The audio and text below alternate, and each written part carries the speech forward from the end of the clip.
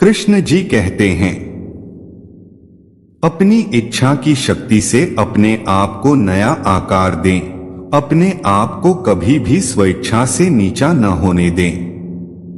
बुद्धिमान अपनी चेतना को एकीकृत करते हैं और कर्म के फल के प्रति आसक्ति को त्याग देते हैं।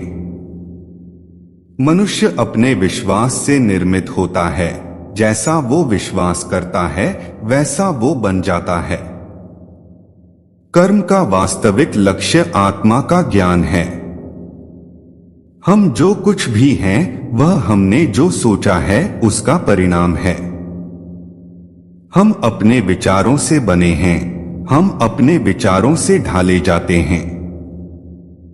ऐसा कोई समय नहीं था जब मैं नहीं था, न आप, न ही इनमें से कोई राजा। नहीं कोई भविष्य है जिसमें हम नहीं रहेंगे।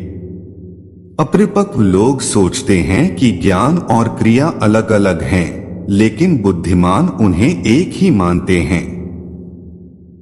जिस प्रकार इस शरीर में रहने वाला बचपन, युवावस्था और वृद्धावस्था से गुजरता है, उसी प्रकार मृत्यु के समय वह केवल दूसरे प्रकार के शरीर में प्रवेश करता है।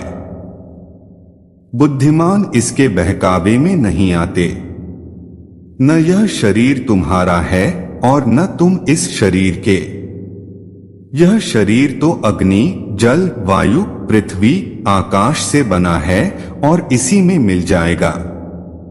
परंतु आत्मा स्थिर है, फिर तुम क्या हो? तुम अपने आप को मुझे अर्पित करो। यही सबसे उत्तम सहारा है।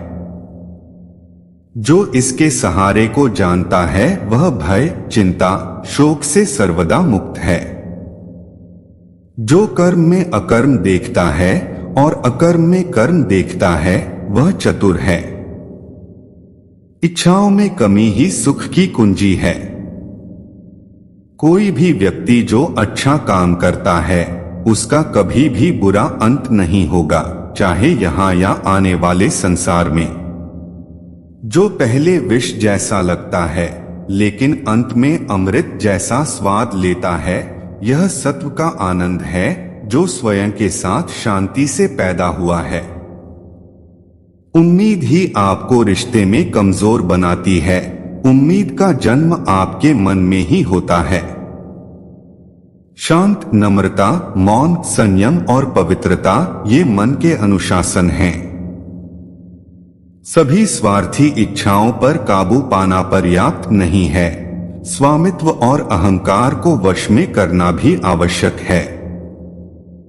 जिसे तुम अपना समझकर मग्न हो रहे हो, बस यही प्रसन्नता तुम्हारे दुख खोन का कारण है।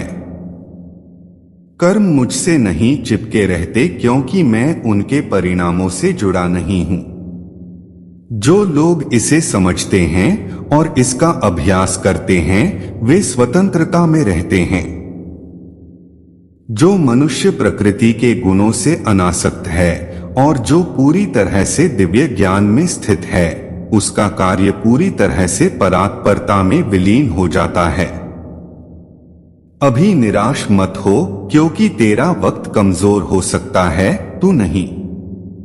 भले ही दुर्बलता ईश्वर द्वारा दी जाती है, लेकिन गरिमा मनुष्य के मन को स्वयं निर्मित करती है। अंत में सभी आत्माओं को परमात्मा में मिल ही जाना है।